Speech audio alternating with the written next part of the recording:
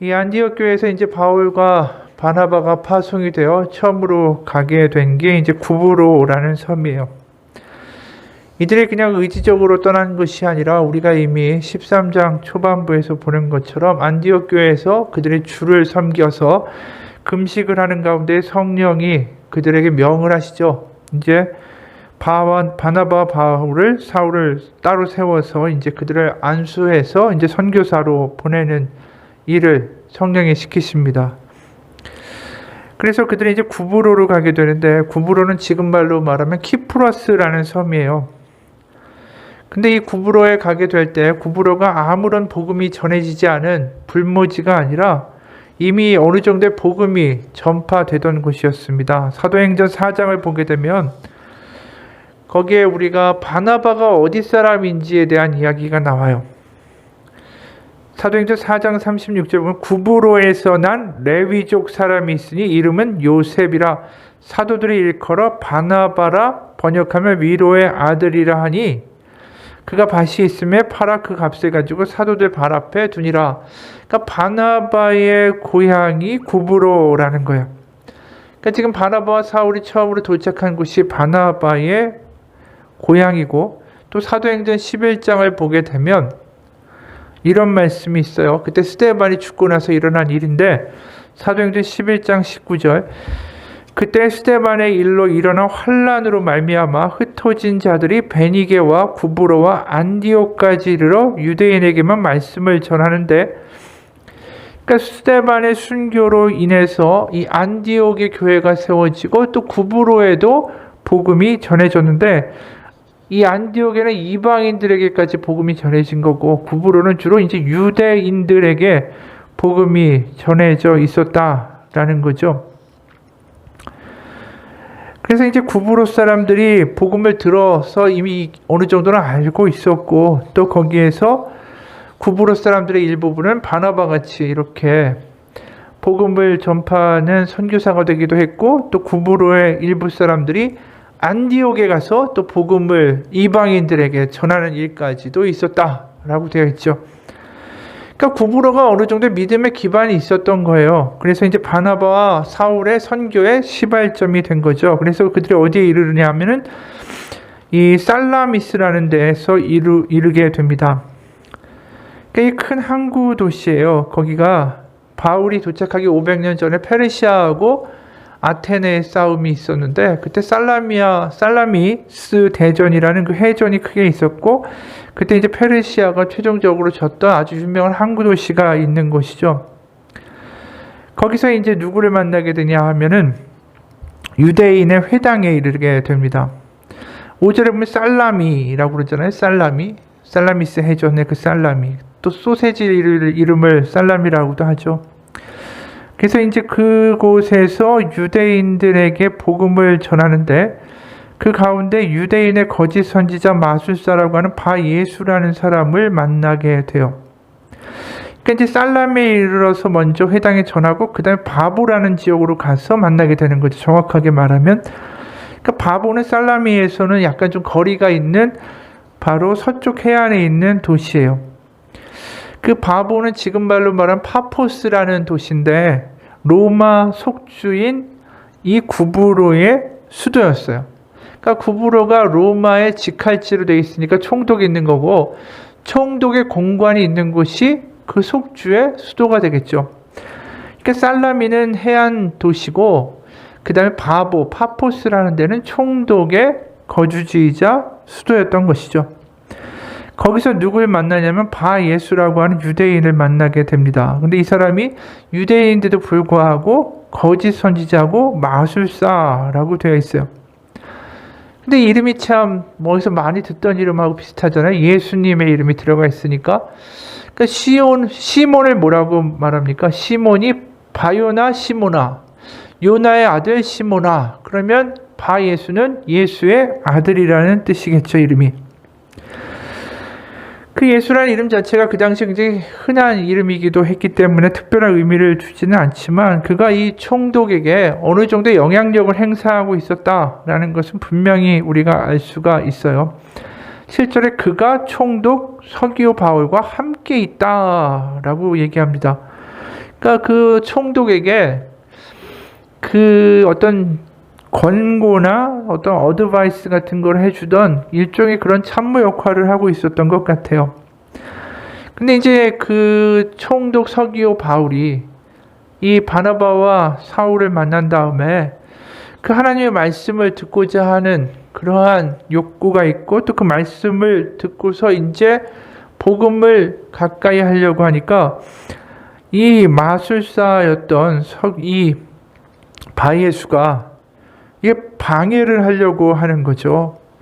그러니까 그게 8절에 이 마술사 엘루마는 그들을 대적하여 총독으로 믿지 못하게 힘쓰니. 그러니까 이제 이에 대한 반응이 바울이 이 마술사 엘루마 또 이 바예수라고 하는 사람을 저주하는 일이 벌어집니다. 그래서 오늘 9절과 그 이하를 보면 바울이라고 하는 사울이 성령이 충만하여 그를 주목하고 이르되 모든 거짓과 악행이 가득한 자여 마귀의 자식이요 모든 의의 원수여 주의 바른 길을 굽게 하기를 그치지 아니하겠느냐. 그러니까 하나님의 복음의 도를 전하는 것을 자꾸만 막으니까 그러면서 맹인이 될 것이다 라고 해서 실제로 이 사람이 맹인이 되는 일이 벌어지게 돼요. 우리가 여기서 보게 되면은 이 바예수라고 하는 이 마술사를 저주할 때 이 사도 바울의 말 가운데 눈에 띄는 단어가 하나 있어요. 뭐냐면 주라는 단어예요. 주. 그가 저주를 벌이면서 또 이런 눈이 멀게 되는 놀라운 어떤 역사를 일으키면서 그가 주라는 이름을 표현하죠. 그 주의 바른 길이라고 이야기하고 10절에 또 11절은 주의 손이 내 위에 있다 라고 이야기를 해요. 그리고 주의 길을 어긋나게 한다 뭐 이런 표현들에 보면 다 주라는 이 공통으로 쓰이는 단어가 등장하는데 전에도 얘기했지만 주라는 단어는 이제 큐리오스라는 헬라어고 이것은 황제에게만 쓰였던 전형적인 단어였다라는 거죠. 근데 이 단어를 누구 앞에서 쓰고 있냐 하면 바로 총독 앞에서 쓰고 있다라는 거예요. 그럼 이 총독 서기오 바울이 이러한 일들을 보고 겪고 이 바울의 말을 들으면서 결국 선포되는 메시지는 뭐냐 하면 단순히 이 서기오 그러니까 그 바예수라는 사람을 혼내고 훈계하는 정도가 아니라 이것을 바라보게 되는 총독에게 분명한 선포의 메시지가 있는 거죠. 당신이 섬기는 주, 황제가 진짜가 아니라 진짜 주가 여기에 있다. 그게 바로 예수 그리스도, 바로 그분이 진짜 주시다. 그것을 사실은 엘루마라는 사람의 징계를 통해서 총독에게 분명히 선포하고 있는 거죠. 그래서 주라는 단어가 이렇게 겹쳐서 나오면서 12절에 어떠한 결과를 가져오냐 하면 이에 총독이 그렇게 된 것을 보고 믿으며 주의 가르치심을 놀랍게 여기니라.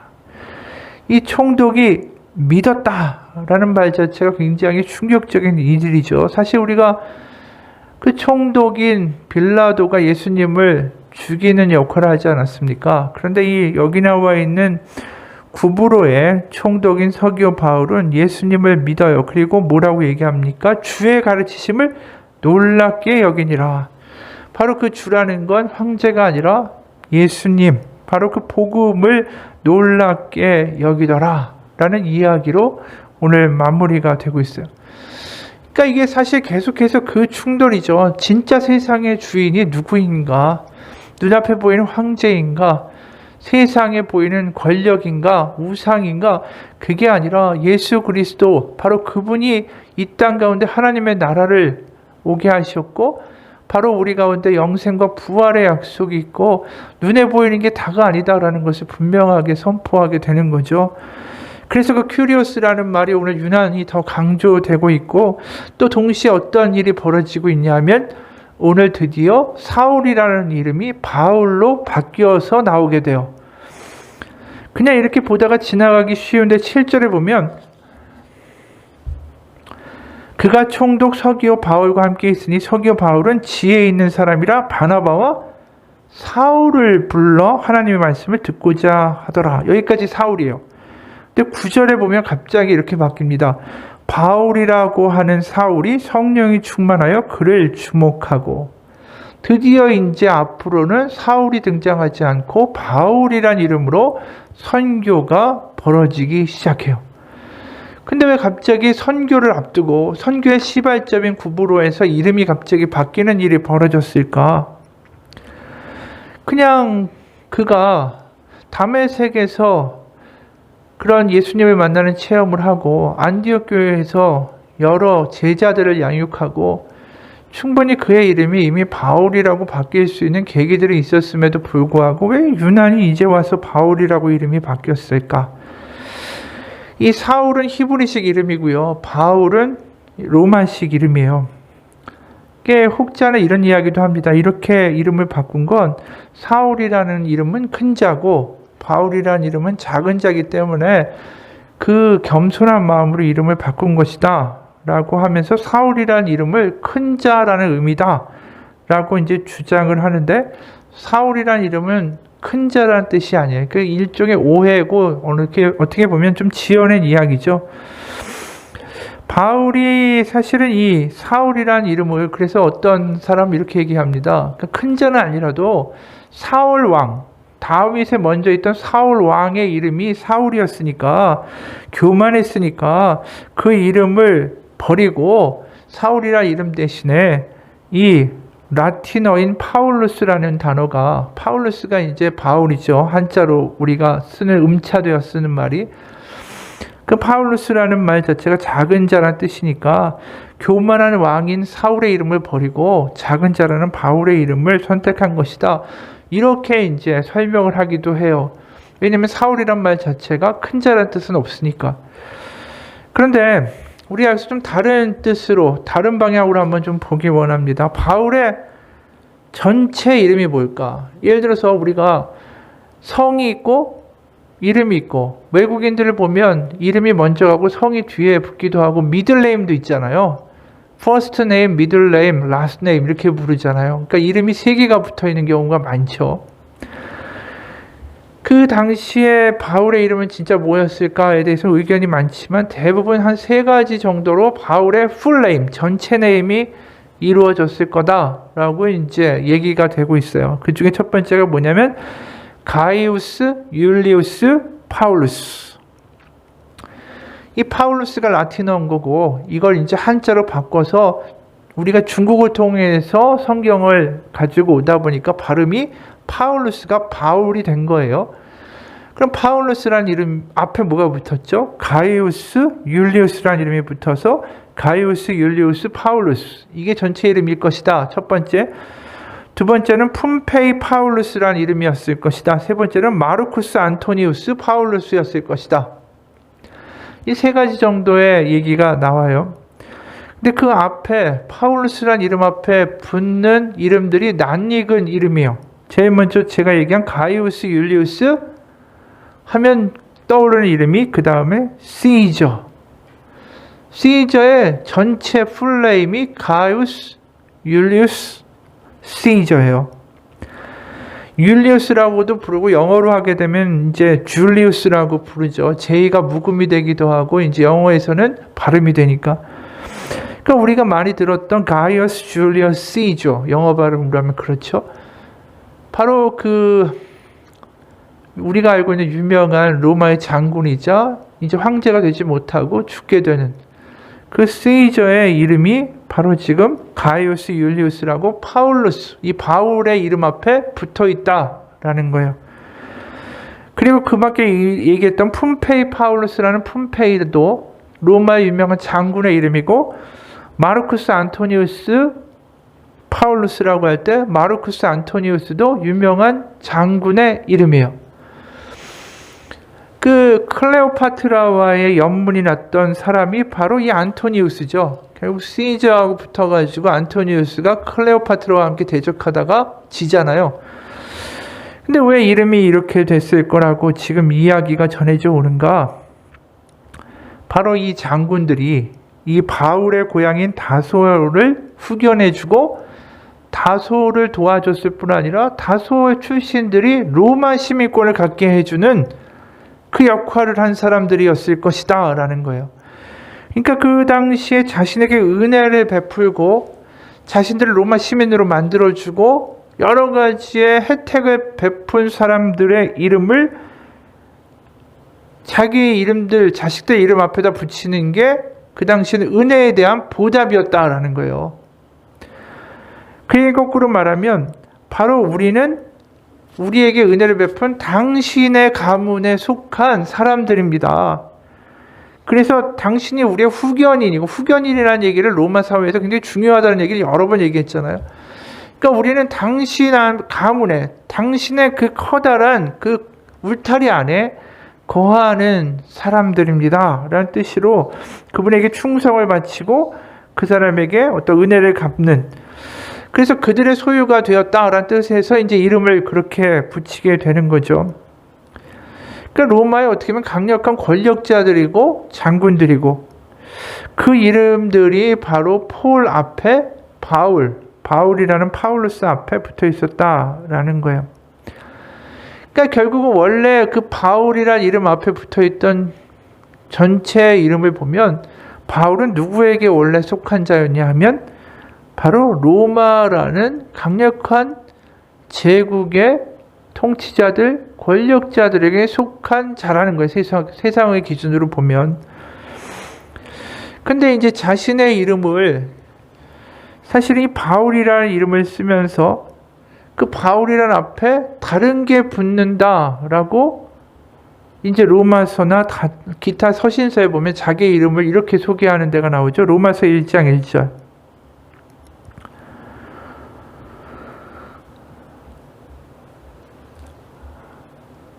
자기가 자기 자신을 소개하면서 뭐라고 합니까? 예수 그리스도의 종 바울이라고 불러요. 이걸 그대로 읽으면 파울로스 둘로스 크리스투 예수라고 원어로 되어 있어요. 그 얘기는 뭡니까? 바울이라는 이름 앞에 이제 황제에 버금가는 그 통치자와 권력자, 로마의 강력한 파워를 가진 사람들의 이름이 바울 앞에 붙는 게 아니라 이제 드디어 그 바울 앞에 뭐가 붙느냐 하면 예수 그리스도라는 이름이 붙게 돼요.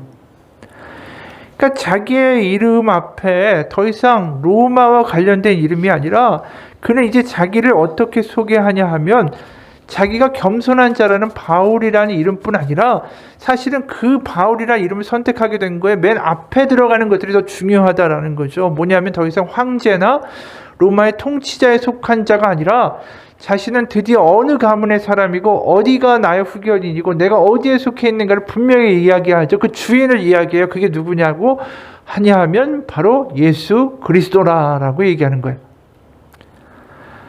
그러니까 드디어 바울이라는 사람으로 사울에서 등장하는 순간 자신은 드디어 이 선교를 나가면서 어떤 일을 하겠다라는 걸 분명하게 보여주는 거예요. 뭘까요? 더 이상 로마라는 황제와 세상이 자신의 주인이 아니라 이제 그런 세상에서 주인으로, 황제를 주인으로 모시는 세상에 대하여 자신은 그리스도를 주라고 섬기는 자로 부딪혀 나갈 것을 이야기하는 거예요. 더 이상 이제 앞으로 나가야 할 선교지는 누구와의 싸움이 될까요? 뭐 유대인들의 방해도 있겠지만 궁극적으로는 로마의 황제와의 대결인 거예요, 사실은. 왜냐하면 로마 황제가 신이고 그를 섬기는 것이 그 당시에 주류된 종교고 생각이고 이 사상이잖아요. 아까 나온 것처럼 아니 아들들의 이름을, 자식이 태어났는데 그 다소라는 도시의 사람들을 로마인으로 만들어줬다는 이유만으로 아들의 이름이 다 앞에가 그 후견인의 이름이 붙게 되는 걸 보면 그런 사회에서 그런 사람들, 황제가 주인이 아니고 당신 거기에 속한 게 아니고 예수 그리스도로 하나님의 가문에 속한 자입니다 라고 이야기하는 본격적인 싸움이 시작된다라는 거죠. 어떻게 보면 새로운 전쟁의 시작이고 이것이 영적 전쟁의 시작이고 서막이었던 거예요. 그러면서 이름이 바울로 등장하고 있는 거죠. 그러니까 우리도 사실은 마찬가지예요. 전에 그런 이야기를 저번 주에 했죠. 그리스도인이라고 처음 불리웠다. 어디서요? 안디옥 교회에서. 그래서 11장을 보게 되면 거기에 이런 기록이 나오잖아요. 11장 25절 바나바가 사울을 찾으러 다소에 가서 만남의 안디옥에 데리고 와서 둘이 교회에 1년간 모여 있어 큰 무리를 가르쳤고 제자들이 안디옥에서 비로소 그리스도인이라 일컬음을 받게 되었더라. 이 그리스도인이다 라는 표현이 뭐라고 얘기했냐면 원어로 크리스티아노스라고 이야기했죠. 그리고 복수가 크리스티아노이라는 복수로 되어 있어요. 근데 이게 그 당시에 헤롯을 쫓아다니는 사람들을 헤로디아노스, 황제를 따르는 자들을 표현할 때 카이사이노스라고 불렀다. 그럼 황제를 카이사이노스, 따르는 자를, 예수님을 따르는 자를 크리스티아노스. 그러니까 이게 분명한 대척점을 표현하는, 어떻게 보면 굉장히 충돌을 일으키는 이름이라는 거예요.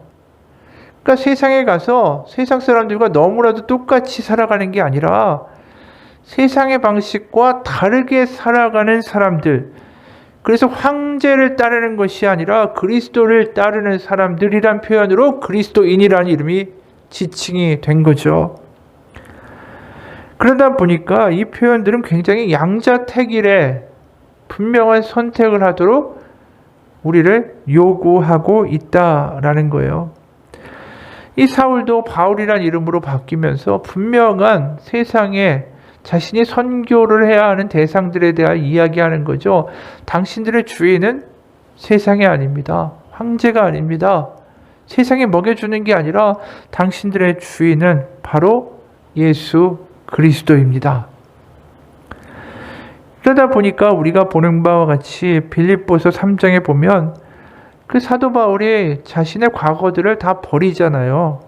빌립보서 3장 5절부터 8절까지 보면 내가 8일 만에 할례를 받고 이스라엘의 족속이요 베냐민의 지파요 히브리인 중에 히브리인이요 율법으로는 바리새인이요 열심으로는 교회를 핍박하고 율법에 의로는 흠이 없는 자로라. 그러나 무엇인지 내게 유익하는 것을 내가 그리스도를 위하여 다 해로 여길 뿐더러 또한 모든 것을 해로 여김은 내 주 그리스도 예수를 아는 지식이 가장 고상함을 인함이라. 이 분명한 양자택일의 모습이 나타나잖아요. 과거에 자신이 세상에서 이른바 잘 나갔던 모든 조건들을 배설물로 여기고 바로 그리스도를 내가 선택했다라고 이야기해요. 그가 로마 시민권자죠. 그 당시 유명한 랍비 가말리엘의 제자죠. 혈통도 베냐민 지파죠. 이 모든 것들이 당시에 엘리트로 살아갈 수 있는 모든 조건을 가지고 있었던 거죠.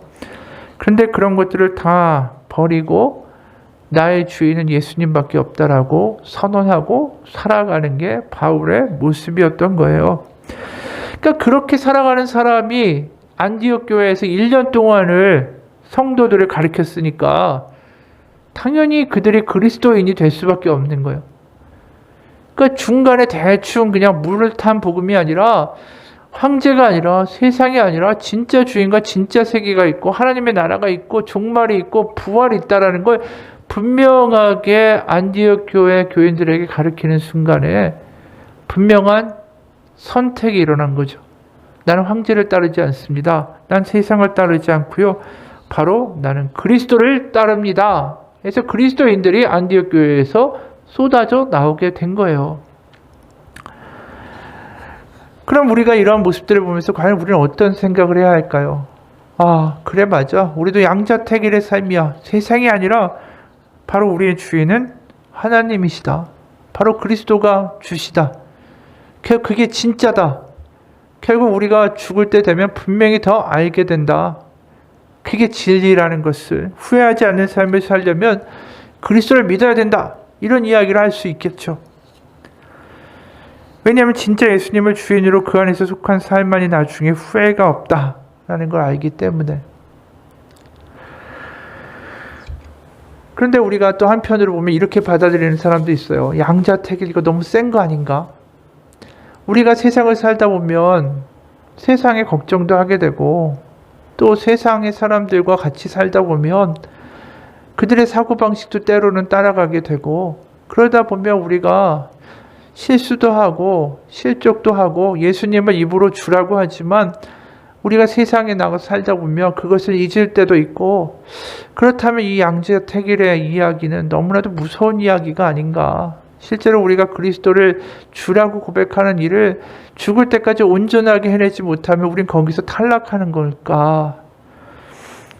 이게 뭐 아니면 도로 완전히 흑백 논리처럼 갈라지니까 우리의 삶이 사실은 백색이냐 검은색이냐, 사실 난 백색입니다라고 자신있게 얘기할 수 있는 사람들이 몇 명이나 되겠어요. 사실은 살다 보면 회색일 때가 많다라는 거예요. 사실은 백색이 돼야 되는데 검은색은 아닌데 회색인 사람들, 회색인 그리스도인으로 살아가는 게 우리의 모습일 때가 많다라는 거죠. 그런데 나중에 우리가 하나님 앞에 서게 되거나 우리의 삶이 이제 점점 이 땅을 떠날 때가 가까워질수록 가장 후회를 많이 하는 사람들이 회색에서 살던 사람들이에요.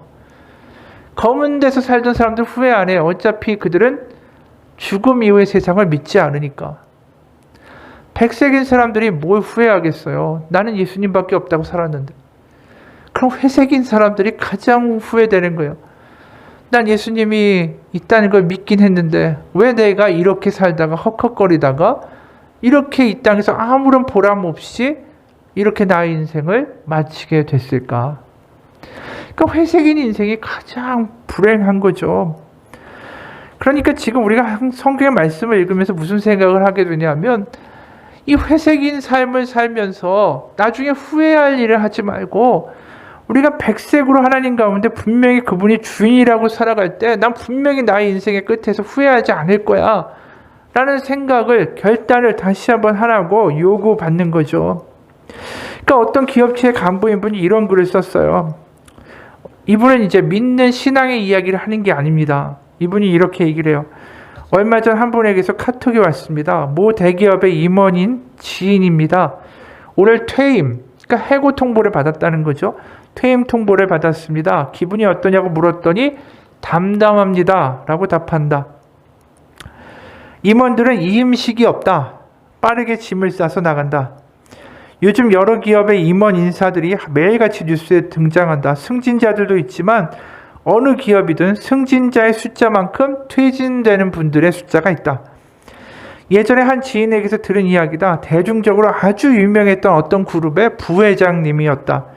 그분과 30분이라도 만나는 미팅 스케줄을 잡으려고 하면 한두 달은 예사로 기다려야 했다고 한다. 그런데 그분이 퇴임하시고 고문으로 옮기게 됐다. 이때 이분이 비서에게 연락해서 조심스럽게 그분과 한 달 뒤쯤 약속이라도 잡을 수 있는지 물었다고 한다. 그러자 비서가 답하기를 다음 주도 특별한 스케줄이 없습니다. 다 비어 있습니다. 현직이냐 퇴직이냐를 기점으로 수많은 스케줄이 밀물같이 왔다가 썰물같이 사라진다. 평소 만나자는 수많은 사람들이 한순간에 다 사라져 버린다. 과거 이런 이야기를 들은 적이 있다. 기업에서 직원으로 퇴직하는 것은 1층에서 떨어지는 충격이고, 상무가 돼서 퇴직하면 2층에서 떨어지는 느낌이고, 전무는 3층, 부사장은 4층, 사장은 5층에서 떨어지는 느낌이라고. 그 정도까지 올랐으면 퇴진해도 후회가 없을 텐데 가진 사람들이 더한다라는 생각도 들겠지만, 막상 그 사람들의 입장에서 심리적으로 그게 아닌 것은 분명하다. 상실감이란 원래 가진 것이 많을수록 비례하여 커지는 법이다. 국회의원이든 고위 공직자든 상황은 비슷한 듯한다. 그런데 흥미로운 사실은 퇴진하는 임원들의 대부분은 퇴진하는 그 순간까지, 해고되는 그 순간까지 자신이 그 해고 명단에 속할지 몰랐다라고 하는 것이다. 임원 처음 된 초임 임원들에게 자주 하는 말이 있다. 매년 말이 마지막이라고 생각하고 지냅시다. 이 말은 단기 실적에 연연하면서 살자는 게 아닙니다. 어차피 나갈 수도 있는 거, 큰 변화를 추구하고 하루하루 최선을 다하고 즐겁게 지냅시다. 언제 나가더라도 후회하지 않도록 지냅시다. 그런데 퇴임하고도 사람들이 끊임없이 찾아오고 활발히 활동하는 분들도 간혹 있다. 이분들의 공통점은 뭐냐 하면 현직에 있을 때 그저 눈에 보이는 단기 성과에 매몰되지 않고 주위 사람들한테 베푸시고, 그렇게 스케일이 큰 경영을 하신 분들이다. 또 퇴임 후에 무엇을 할지 설계를 해놓으신 분들이다. 이런 분들은 직에 대한 목표가 있는 게 아니라 업이라는 그 자신의 사명의식을 가지고 지낸다. 그러므로 직책이나 직위가 사라져도 계속 봉사하고 지원하고 역할을 하신다. 현직에 있을 때 큰 뜻을 펼치고 주위 사람들에게 잘하고 퇴임 후에도 직책과 무관하게 당신의 자신의 역할과 봉사를 한다면 그것이 진짜 멋진 삶의 모습이 아닐까. 그러니까 여기 신앙의 이야기는 하나도 없어요. 그런데 우리가 분명히 보게 되는 건 뭐죠? 그냥 자신의 직위, 어떻게 승진하고 더 높은 자리에 갈까에 집중한 사람들은 결국 거기서 떨어질 때 너무나도 인생이 부서지는 느낌을 받는다라는 거예요. 그런데 그게 아니라 아까 말했죠. 업이라는 사명의식을 가지고 내가 이 일을 통하여 주변 사람들을 베풀고 나누고 그리고 더 큰 역할과 봉사를 꿈꾸던 사람들은 결국 그 일이 자신에게서 직업에서 자기가 해고되거나 그만두더라도 그것에 대하여 연연하지 않고 자신의 삶을 살아간다라는 이야기예요. 결국 회사에 충성하고 회사의 노예가 되는 게 아니라 사명을 가지고 사는 사람들은 그 퇴직이나 해고가 자기 인생의 끝처럼 느껴지지 않는다라는 거예요. 그러니까 회사의 노예로 사는 사람들은 결국 나중에 다 후회하게 돼 있어요. 그러니까 결국 우리의 삶에서 후회 없이 살아가는 건 우리에게 분명한 사명이 있어야 된다라는 거죠. 사명이 없으면 항상 회색지대에 갈 수밖에 없어요. 그러니까 지금 사도 바울이 이런 이름으로 확실하게 바뀌면서 자신의 사명이 무엇인지에 대해서 분명하게 결단하고 이야기하면 나가잖아요. 난 이제 이 세상에 황제가 주인이 아니라 세상의 주인이 아니라 예수 그리스도가 주인이라는 것을 말하는 삶을 살겠다. 그게 그 사람의 죽을 때까지 그래 이끌어갔던 사명이었어요.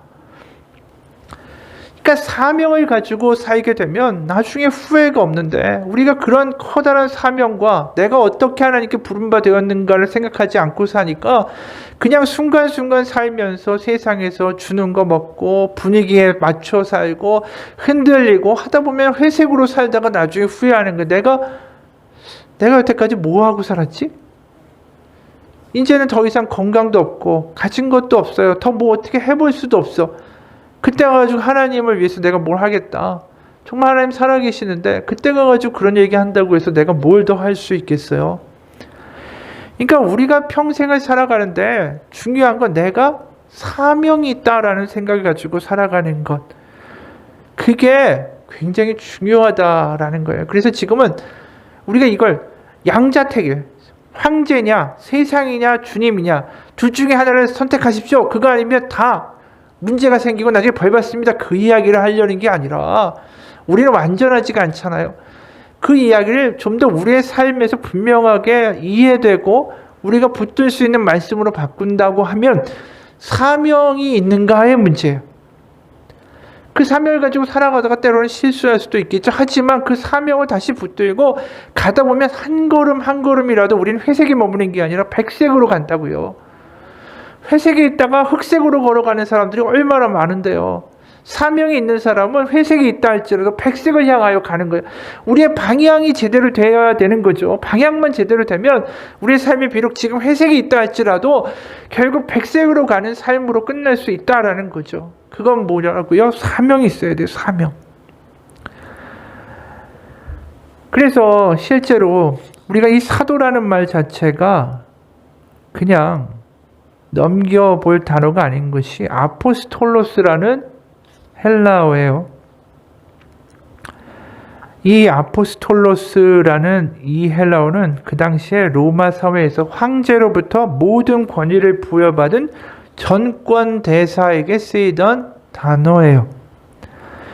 그래서 자신이 사도 바울이 나는 예수 그리스도의 종입니다 하면서 또 동시에 뭐라고 말하죠? 예수 그리스도의 사도라고 이야기하죠. 바로 예수 그리스도로부터 정권을 부여받은 주님의 대사다. 그 이야기는 뭡니까? 결국 나는 주님의 사명자다라고 살아가는 거예요. 그러니까 사도 바울의 앞에 항상 그 사명에 대한 이야기가 존재하잖아요. 분당의 어느 교회에서 이런 일이 있었대요. 그 다임 목사님이 이런 글을 썼어요.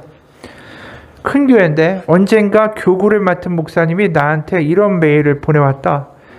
그분이 담당하고 있는 교구에 여자 직장인 순장들과 모임을 가졌는데 그러니까 이 교회는 이 셀을 순이라고 부르는 거죠. 셀 리더가 순장인 거예요. 그러니까 어느 교구에 여성 직장인 셀이 따로 있었던 거죠. 거기에 셀 리더인 분들과 모임을 가졌는데 이 찬양을 부르면서 시작했대요. 약할 때 강함 되시네 나의 보배가 되신 주 나의 모든 것 주 안에 있는 보물을 나는 포기할 수 없네 주 나의 모든 것. 이 찬양을 부르고 이제 그 셀 리더분들한테 질문을 던진 거예요. 주 안에 있는 보물을 포기할 수 없다라고 했는데 여러분에게 포기할 수 없는 보물은 무엇입니까? 굉장히 심오한 질문이죠. 근데 이 질문에 한 분이 이런 간증을 했다라고 해요. 그분한테 지금보다 훨씬 조건이 좋은 직장으로 옮길 기회가 생겼었는데 고민하고 또 기도하다가 두 가지 이유 때문에 그 좋은 직장을 포기했다라는 거예요. 이직을 포기했던 첫 번째 이유는 지금 직장에서는 이 셀 리더로서의 사역을 할 수 있을 만큼의 시간이 있는데 직장을 옮기면 할 수가 없기 때문이라는 거예요. 지금 직장에서는 그 셀에 속한 셀원들을 잘 섬기고 돌볼 수 있는데 직장을 옮기면 도저히 그런 시간이 나지 않는다라는 거죠. 두 번째로 더 중요한 이유는 같이 일하는 직장 동료 중에서 남편이 식물인간이 돼서 병상에 누워있는 그런 동료가 있다라는 거예요. 그분을 두고 떠날 수가 없어서 포기했다라고 말하는 겁니다. 내가 좋자고 직장을 옮겨버리면 그 남편이 식물인간이 되어 누워있는 그 동료는 어떻게 하느냐라고 말합니다. 그러니까 이런 담담한 간증을 하는데 그 교구 목사님이 엄청 도전을 받은 거예요. 그러면서 그 담임 목사님한테 메일을 보냈는데 이렇게 고백했습니다. 저는 그 이야기를 듣는 순간에 더 이상 기도회를 인도할 수가 없었습니다. 왜냐하면 자기는 그동안 교회를 몇 번 옮길 때마다 깊이 생각하지 않고 더 큰 교회, 더 좋은 조건을 가진 교회로 옮겼는데 연약한 지체들을 위해서 직장을 옮길 수 없었다라는 그 셀 리더분의 이야기를 듣고 자신이 너무 초라하게 느껴지더라는 거예요. 그래서 막 울었다라고 합니다. 그래서 목사님이 이렇게 해요. 이런 고백을 하는 순장님도 귀하고 그 고백 앞에 자책하며 눈물을 흘리는 그 사역자도 귀하다. 이런 모습이 결국 그리스도가 우리를 강권하시고 이끌어가시는 모습이 아닌가. 우리가 이 마음을 회복해야 한다. 이분의 이야기를 보면서 이거는 직업을 사는 게 아니라 사명을 사는 거구나. 그들의 선택의 기준은 사명이었다라는 거죠. 돈이 기준이 아니라 사명이 기준이었어요. 사명의 근거에서 선택을 할 때 놀랍게 다른 선택을 하게 돼요. 내가 사명자라는 생각을 하고 사는 순간에 선택은 분명히 달라져요. 우리는 흑쪽으로 가는 게 아니라 백쪽으로 가는 선택을 하게 되죠. 왜? 사명이 있으니까. 우리가 하나님께 사명을 가지고 그 사명에 맞춰 선택을 해갈 때마다 우리는 더 큰 하나님을 경험하게 됩니다. 우리가 믿음의 오해가 하나 있는 게 뭐냐 하면 하나님 우리에게 기쁨을 주십시오. 평강을 주십시오. 달라는 기도는 참 많이 하는데 우리가 하나님께 드리며 포기하는 것에 대한 기도는 잘 하지 못해요. 중요한 건 우리는 열매를 받기 원하지만 열매를 얻기 위해서 씨를 뿌려야 된다는 것을 잊고 살 때가 너무 많다라는 거예요. 아까 이야기로 돌아가면 사명을 위해서 내가 하나님 이것을 포기하고 이 길을 가겠습니다 라고 이야기할 때 그곳에 하나님의 성령의 열매, 사랑의 열매, 평강의 열매, 기쁨의 열매가 맺히는 거예요. 그냥 아무것도 하지 않고 포기도 하지 않고 내가 하나님이 있는 쪽으로 걸어가지 않으면서 회색 지대에서 하나님이 있는 빛의 지대인 백색으로 걸어가지 않으면서 내 자리에서 자꾸만 빛을 달라고 하고 기쁨을 달라고 하면 그게 과연 이루어지겠는가라는 거예요. 우리가 심지어 흑쪽으로 가까이 가면서 하나님 빛을 주십시오. 내가 벌써 더 어두운 쪽으로 가고 있으면서 빛을 달라고 하는 기도가 얼마나 답답한 기도겠어요. 우리가 하나님 안에서 사명자로 부름받았다. 나에게 분명한 사명이 있고 소명이 있다. 내 인생이 그냥 이렇게 하나님 가운데 대충대충 살다가 죽으라고 하나님 이 땅 가운데 나 태어나게 하신 것이 아니다. 분명 하나님의 사명 가운데 선택하다 보면 분명히 하나님이 주신 더 큰 빛과 더 큰 밝음과 더 큰 기쁨과 더 큰 평강과 하나님의 역사를 맛볼 수 있는 그러한 신앙생활이 될 거라고 믿습니다. 우리의 선택은 분명히 내가 사명이 있는 자인가에 대해서 생각해 볼 때 달라져요. 사명을 생각하면 내가 원하는 대로, 내가 바라는 대로, 세상이 말하는 대로 선택할 수가 없기 때문이죠. 우리가 올 한 해 그런 사명을 가지고 살기 원합니다. 뭐 먹고 살기 힘든데 다 세상하고 나나 뭐 그렇게 다를 바가 있겠어. 그럼 세상과 똑같은 선택을 하고 똑같이 두려워하고 똑같이 그 길로 가는 거예요. 그러면서 기도만 평안과 안식을 달라고 기도하는 차이만 있을 뿐이지. 그게 아니라 우리가 먼저 마음을 결단하고 사명자로 가다 보면 분명히 하나님이 인도하시는 가나안으로 가게 돼 있어요. 그리고 그곳에서 하나님 인도하시는 빛을 바라볼 것이고 합쳐서 선을 이루신 하나님의 놀라운 계획도 맛볼 것이고 하나님이 인도하시는 평강과 기쁨의 삶도 우리에게 선물로 열매로 주어질 것을 믿습니다. 먼저 사명자가 되는 한 해가 되기를 주님의 이름으로 축원합니다. 기도하겠습니다. 하나님 아버지, 우리가 그냥 하나님을 믿게 된 것이 아닙니다. 사도 바울도 분명히 예수 그리스도의 종이라고 바로 자신이 하나님께 부름받았다고 그 사명 가운데 살았습니다. 우리가 하나님을 알게 되고 정말로 이 땅이 전부가 아니다라는 것을 깨닫게 해주신 것은 하나님이 우리를 향한 놀라운 계획이 있으시기 때문입니다. 하나님, 우리가 사명을 가지고 살아가는 삶이 되기 원합니다. 회색지대에 머무는 삶이라 할지라도 방향을 정하고 다시 한번 사명자로 빛을 향하여 한 발자국 한 발자국 우리의 선택과 삶을 살아갈 때에 우리는 놀라운 하나님의 땅으로 인도될 것을 믿습니다. 가만히 앉아서 세상이 주는 이야기들과 세상이 하는 선택과 똑같은 선택을 하며 달라진 삶을 꿈꾸는 믿음의 게으른 자가 아니라 하나님의 사명자로 때로는 포기할 줄도 알고 손해보는 선택도 할 줄 알며 하나님의 사명자로 살아갈 때에 우리를 기뻐하시는 하나님의 기쁨이 우리 마음 가운데 충만하게 될 것입니다. 우리를 지키시는 하나님의 손길을 더 믿게 되고 하나님의 임재를 더 경험하게 되고 오히려 하나님께 주시는 놀라운 은혜들을 더 갑절로 경험할 수 있는 우리의 삶이 될 거라고 믿습니다. 하나님 우리를 손해보게 하시고 억울하게 하시고 망가지게 하시고 쓸쓸하게 하시고 외롭게 하시는 하나님이 아니십니다. 우리가 사명자로 살아갈 때 분명히 하나님 주라 그것을 내가 흔들어 넘치도록 너에게 풀어주겠다라고 말씀하신 하나님의 약속처럼 우리가 사명을 가지고 선택하며 살아갈 때 그 길 가운데 하나님의 강력한 성령의 임재와 하나님의 도우심을 경험하며 살아가는 우리의 삶이 될 수 있도록 하나님 인도하여 주옵소서. 살아계신 우리 주 예수 그리스도의 이름 받들어 기도합니다. 아멘. 우리 잠깐 같이 기도하겠습니다.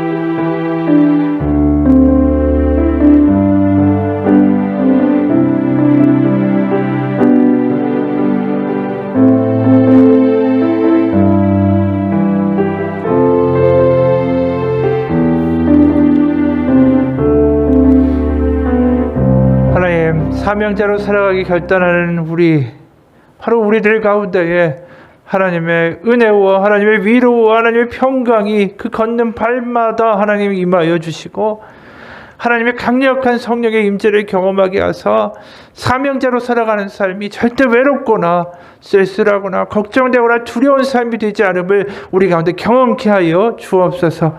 살아계신 우리 주 예수 그리스도의 이름 받들어 기도합니다. 아멘. 하늘에 계신 우리 아버지